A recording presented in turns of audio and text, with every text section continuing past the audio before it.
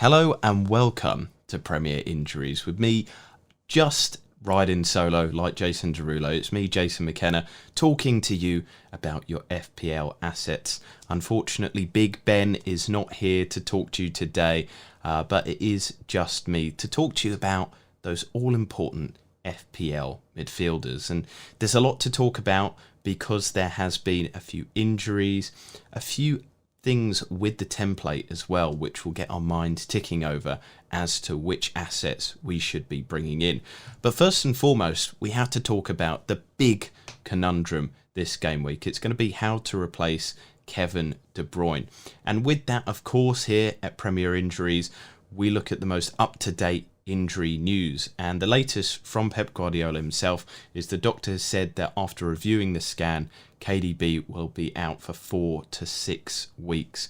Now, what Ben has told me is it is of his belief that probably the time is of the present to get KDB out. We always assure people to hold on to their transfers as long as possible because another type of injury just like this could happen in training to any sort of FPL asset. But what I mean by that is the time is this game week to get him out. He will be back in 4 to 6 game weeks, but with any sort of return from injury, there is also, if players are rushed back, there might be an incident for a second recurrence of an injury. And we know that KDB has previously had injuries as well, so there is a chance or a higher chance of a recurrent injury as well with somebody like him. So we do have quite a few assets to talk about, and one of the first ones that we're going to start off with is going to seem a strange one, but we're talking about Crystal Palace and Fulham. Now, over the next few game weeks, 6 game weeks to be exact, Crystal Palace and Fulham are the third and fourth best teams for attacking fixtures. And I think there's 2 standout individuals from both teams. From Fulham, from the Cottagers, you have to look at one man, and that is Ademola Lookman. He is kind of the central point of the attack of that team. He's got in and around the goals, which is important over the last few game weeks, but there's always that caveat to owning one of these teams' assets. Somebody who's been struggling in the league recently is the reason that they are in that struggle, and their attacks aren't great. But the price point is what fascinates me. The turn of fixtures also fascinates me, but there is that caveat there of Fulham have only created expected goals of 4.43 over the last 6 game weeks. They've not had that many shots in the box. They've not had that many chances created. So they are bottom half of the table. But then it's that enticing £5 million price tag. And then the other thing is you can throw the same thing back to me about the only other person that I would consider at Crystal Palace, and that would be Wilfried Zaha. Again, their attack has been pretty paltry over the last 6 game weeks. In fact, probably a lot worse than Fulham's. But he is the central point of Crystal Palace's attack as well. He in fact is their talisman, more so than Ademola Lookman is for Fulham. If Crystal Palace score, and they have had 3 goals in the last 6 game weeks, they're going to be coming through him. But it is that worry, kind of looking at that side, that where are the goals going to be coming from? Yes, there is a turn of fixtures, and we have seen Roy Hodgson tactically almost let Crystal Palace a little bit off the leash this season. So there is a little bit positivity with a turn of fixtures. There might be an upward turn in the output of Wilfried Zaha. And we do have to remember as well that he has scored a fair few points. He has looked good this season when he has come out in these kind of veins of form. And in fact, looking at the midfielders here, we're talking about a replacement for Kevin De Bruyne. Well, Wilfried Zaha has only scored 3 less points than Kevin De Bruyne all season. And he's had a pretty damn good season so far. 8 goals, 3 assists. Now, there has been blanks in the last 3 game weeks. But then you look at the teams that he's going to be coming up against over the next 6 game weeks, and it does lend a little bit more of a hope. Obviously, West Ham are up next, and they've kind of really bolstered their defence. But then you've got Wolves, Newcastle, Leeds. I'd say Burnley are probably a difficult fixture, and then you've got Brighton. Those are all fixtures that Zaha can lead the line. He can do what he does best, which is lead that Crystal Palace attack and cause problems. So, with 15% ownership as well in the community, a lot of people are looking at him as an asset. And, other kind of people around that price point we will get onto in just a second. So the other kind of logical discussion that you have to have is, well, Kevin De Bruyne is injured, so maybe there might be somebody in the Manchester City team. Now, Raheem Sterling is one that you could look at for a similar price point, but then looking at the data of Manchester City over the season, the team just haven't been able to put away their goals. The side have quite, I would say, underperformed their XG data for usual. You look at somebody like Raheem Sterling, and his XGI is actually not too far behind his teammates Kevin De Bruyne over the last few game weeks, and actually he's got 2 goals to his name. So if you're wanting to go premium with that 11.9 price point of Kevin De Bruyne, you actually save a little bit by getting Raheem Sterling, and you're still in that Manchester City team who, on their day, are the best team or one of the best teams in the Premier League. So it's not a bad one to go with, but there's this other player that is weirdly on the horizon as well, and there's quite a bit of data for him to back him up. He's actually got more shots in the box than Kevin De Bruyne and Sterling. What is amazing to me is that Ilkay Gundogan, with 5.5 price, has this ridiculous XGI.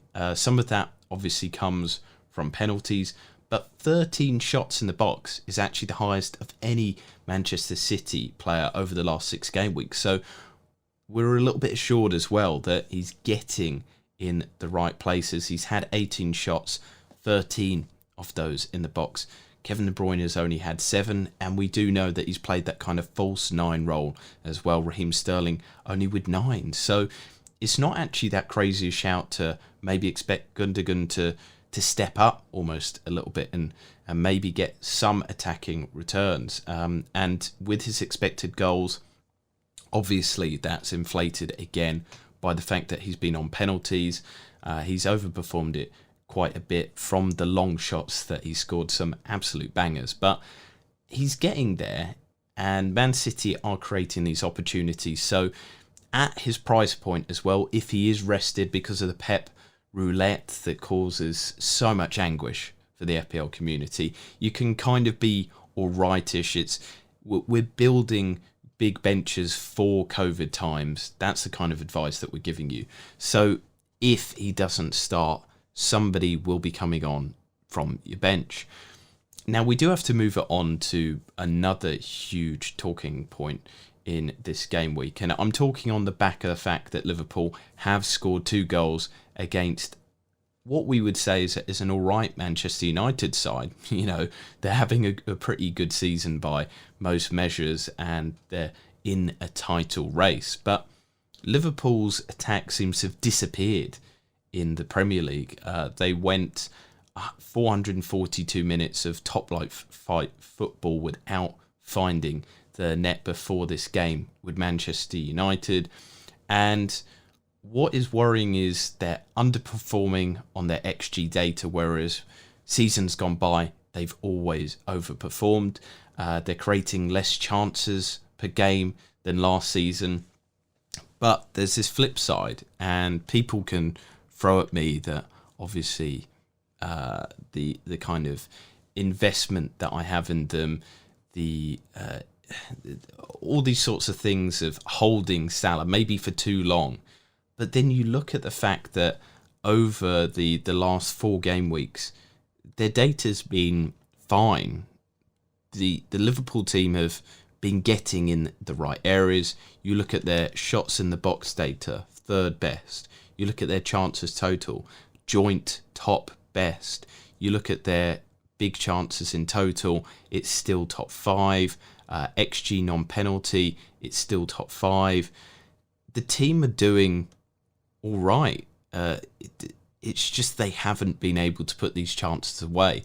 And so what I would say is, from the fact that we have that historical overperformance, that historical quality of this Liverpool side, we know how good they are, that it's not ludicrous, it's not sunk cost fallacy in many senses at the moment to believe that they'll turn it around. They've gone 4 games without a goal, but my honest opinion is that they're going to score soon.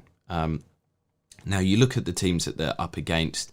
They've got Tottenham next. That could be a very tight affair with maybe a 0-0 or a 1-1. West Ham, again, a pretty good defence. But there's that Brighton game on the horizon. However, we know that Salah, we know that Mane, we know that those players can and do score against anybody and everybody. So even in those difficult games, you might expect a Salah to pop up with a goal. And the fact that he's so highly owned, but also the fact that he's so highly consistent over the last few seasons, I wouldn't bet against them getting returns over the next few game weeks. It is a rough patch, but Liverpool have been there. They've won things. They've won the Champions League. They've won the Premier League. They kind of know how to manage themselves, and Jurgen Klopp will as well. And there's also that, my belief that loss to Burnley may also give them a kick up the backside. It may give them that impetus that they maybe have lacked over the last few game weeks. And we've also seen that Klopp has been managing players' minutes, bringing them on, bringing them off. So he's resting them as well for these big games, and hopefully they'll be rested enough to make an impact. So my belief with the Liverpool assets, my belief with them is to give them a little bit more time. And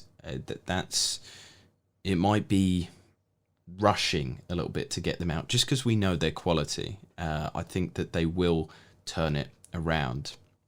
Now, another one to discuss is obviously the team that are very much in form at the moment, and that is Leicester.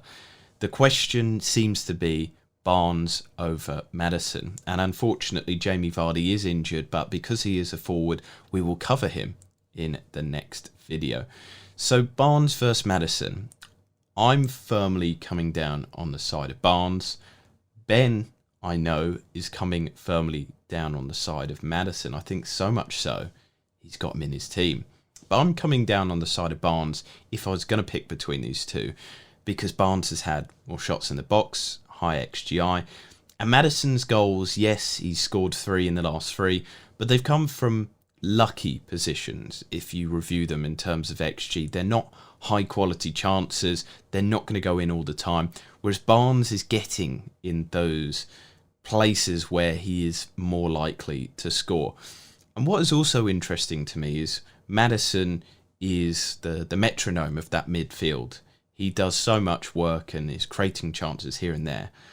But looking at the quality of his chances, Barnes has actually got a higher XA, even though he's created much less chances than Maddison over the last few game weeks. So again, to me, that's showing me that Barnes is getting in around that penalty area where there's a high incidence of scoring.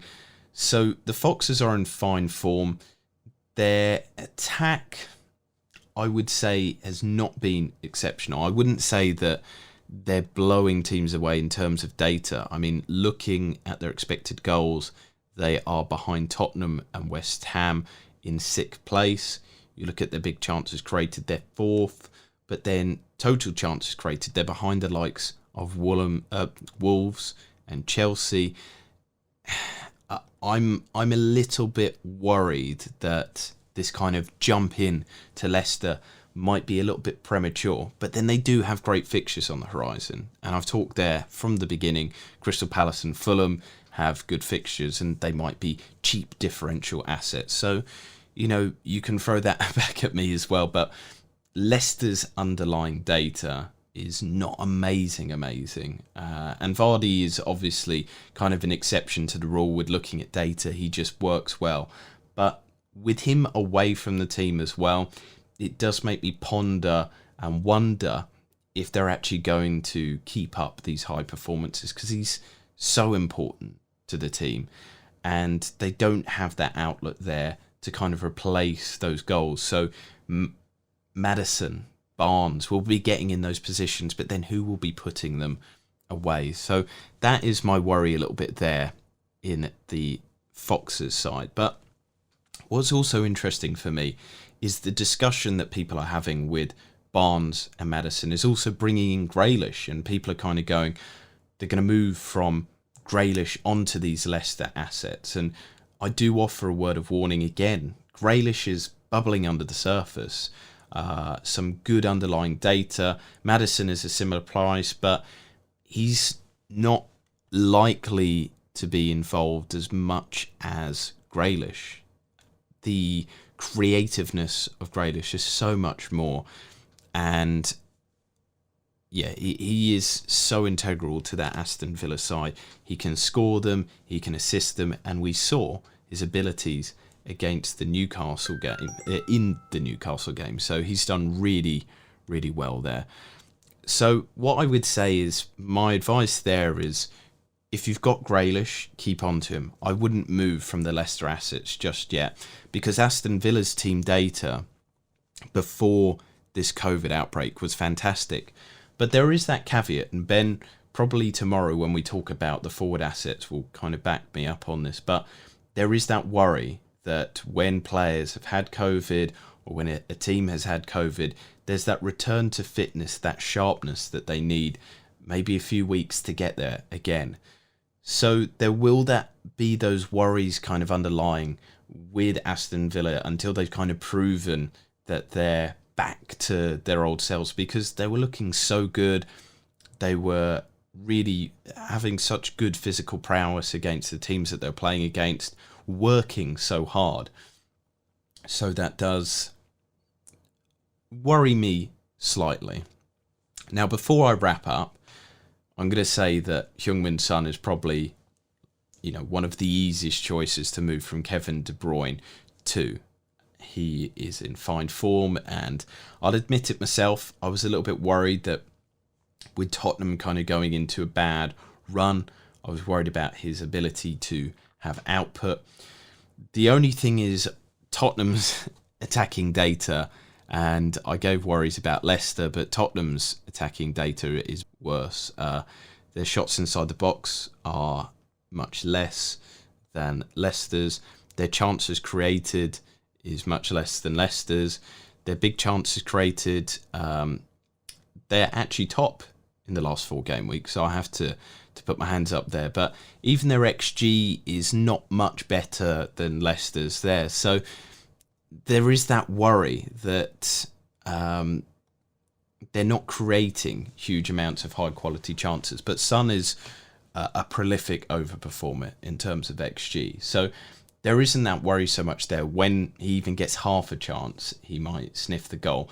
It's just if Harry Kane gets injured, or Son picks up a bit of an injury, or if the team kind of slow down a little bit more with their attack, because they have done since the start of the season. They're not nearly as creative or as pushing as much, and that's understandable. With this season, with COVID, with lack of fitness, teams are obviously going to slow down a little bit as the season goes on, and we've been through this hectic Christmas period. But it just does worry me that if Harry Kane or Son kind of goes through a similar drought to what Liverpool does, then there's nothing there apart from those 2 strikers there. Whereas with somebody like Liverpool, you could say, well, Robertson, Trent Alexander-Arnold, Firmino, Thiago, they can all step up, whereas the main output of Tottenham is just Son and Kane. They've got most of their goals. The highest goal scorer after those 2 is Tanguy Ndombele with 3 for the season. So it does make you wonder if anything was to happen to those 2. But we at the moment, we don't know of anything that's happened to those 2. I'm not speculating on that. It's just the fact that they're low output of data makes me just a little bit jittery. But then Son is so good that I will probably be getting him into my team. And so I just offer the words of warning so that you can make a reasoned argument with the data at hand and remove the emotions from your choices. And that's what we like to do here at Premier Injuries. I come in with the data, Ben comes in with his great insights on data, including injuries as well. So we're bringing a lot of facts, but without Ben today, there's not been as much of the great banter as well. But that is all I have got for today, and I hope that you found that very helpful. Ben will be back tomorrow for the forwards discussion, but as I wrap up, just to remind you, make sure to keep subscribed. We're putting out daily content at the moment with Premier Injuries. We're looking at high quality injury analysis, data analysis. We're going to be throwing in some tactics as well, and just keeping the high quality content churning out. But for now, I'm going to say goodbye to everybody, wishing you a good luck and hoping that your tinkering goes well over until Tuesday.